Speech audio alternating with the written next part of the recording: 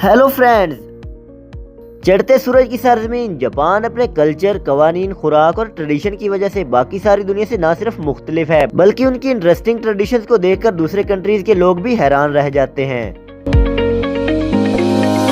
और इस वीडियो में हम जापानीज के ऐसे इंटरेस्टिंग काम शामिल कर रहे हैं जो सिर्फ जापान में ही सरंजाम दिए जाते हैं। Let's start. नंबर 2, $25,000 का मेलन।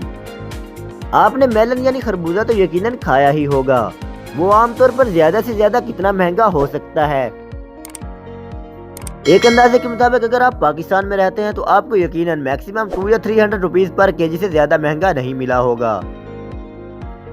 बट जापान में 2008 में खास किस्म के 2 मेलन $24,000 में सेल हुए।